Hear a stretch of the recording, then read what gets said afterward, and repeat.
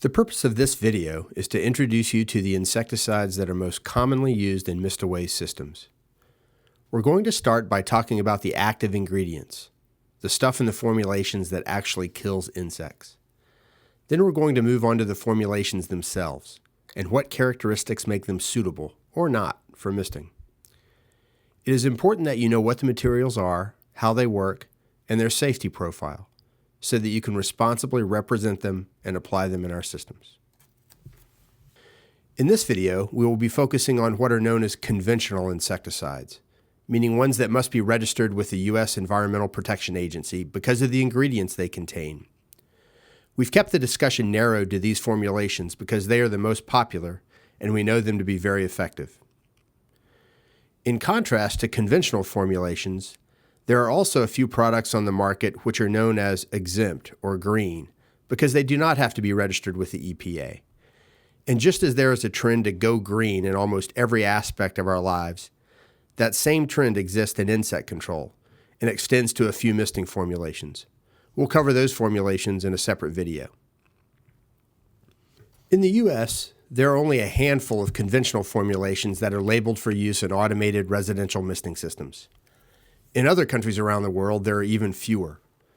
Let's take a look at the label of one of the most popular formulations, one called Riptide. You'll see only 3 lines in the ingredients box on the label. Something called Pyrethrins makes up 5% of the contents. Another material called piperonyl butoxide makes up 25%. And other ingredients make up the remaining 70%. We'll talk about those later when we explore what makes a formulation suitable for misting.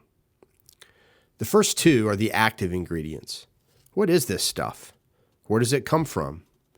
How does it work? Is it safe? Let's jump in. Pyrethrins is the name of a group of chemicals found in Pyrethrum, which is the extract that comes from the dried flowers of the Pyrethrum daisy, a variety of chrysanthemum. People have used these flowers to kill insects for hundreds of years, and there have been formulations commercially available since the 1800s.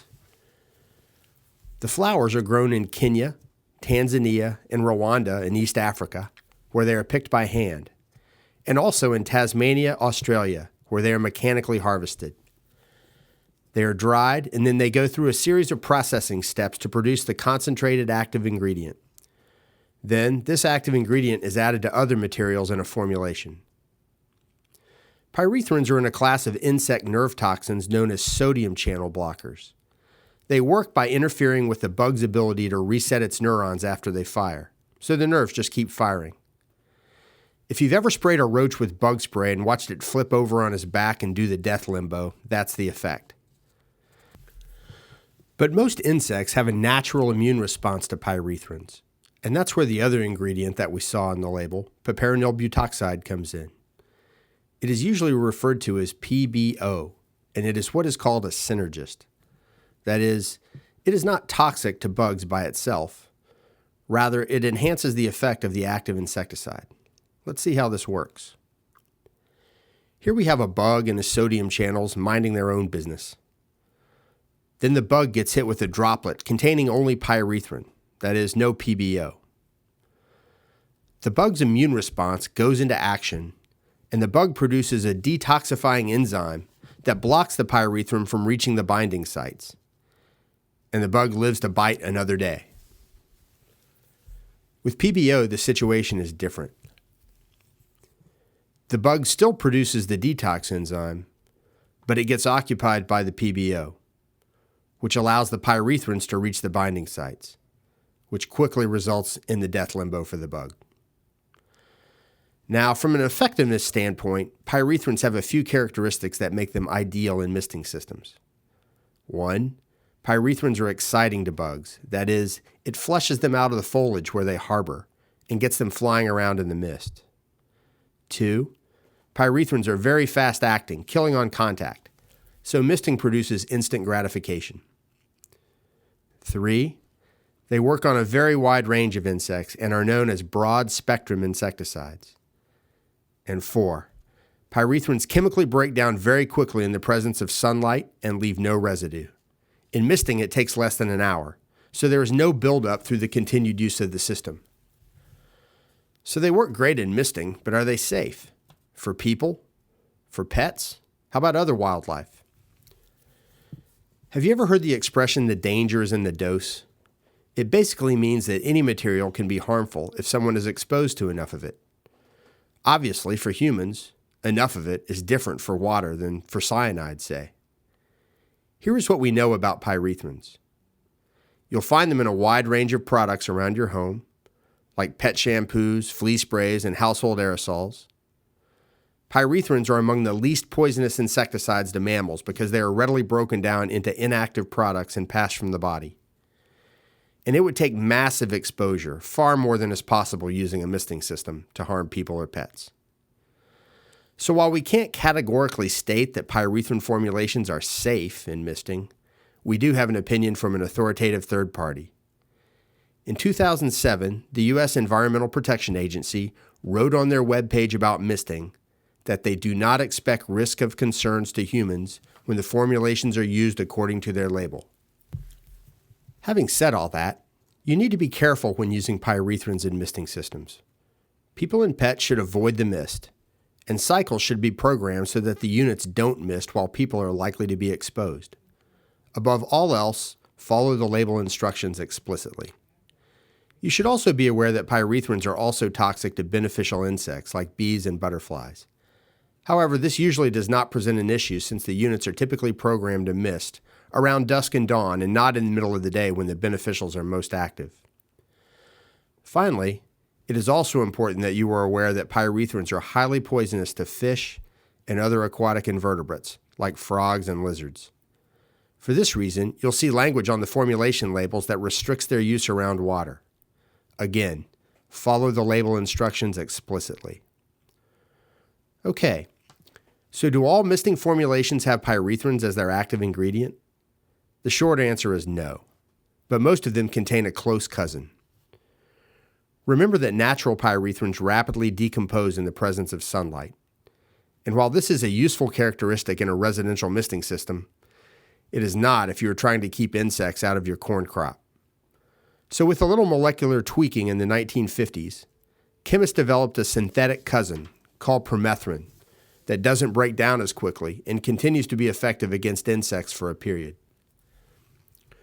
Unfortunately, the names pyrethrin and permethrin sound enough alike to be confusing. Try to remember this.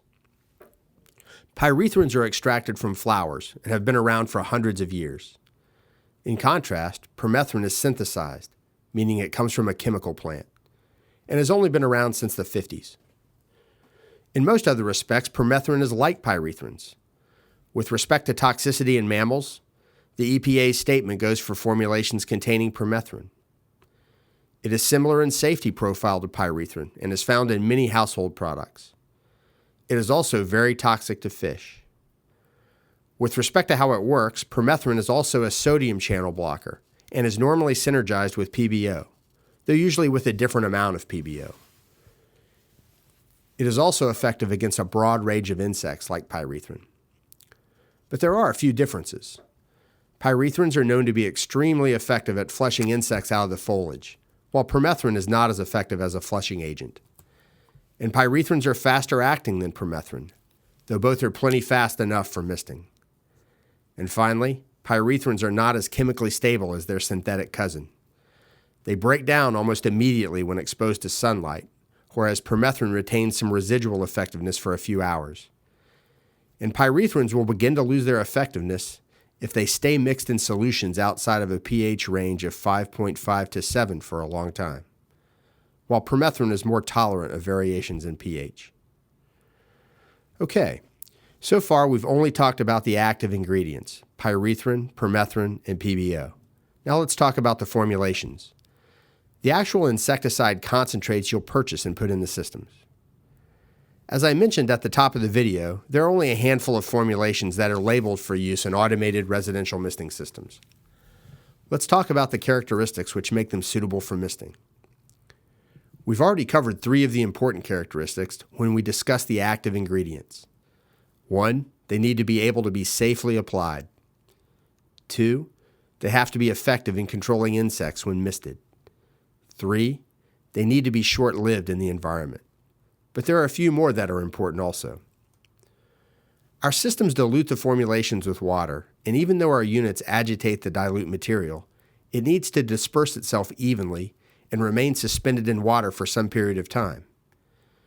This means the formulations need to be water-based, because hydrocarbon-based formulations wouldn't mix well. They also require what is known as an emulsifier to keep the active ingredients dispersed in water. Remember the Riptide label that we looked at. 70% of the material was other ingredients, which are primarily emulsifiers. Now think about where these systems are, mostly in backyards, right? And they have plants that people care about in them, so the mist can't burn the plants. In the pesticide world, they call plant burn phytotoxicity. The products, the actives and the emulsifiers, have to be engineered to be friendly to plants.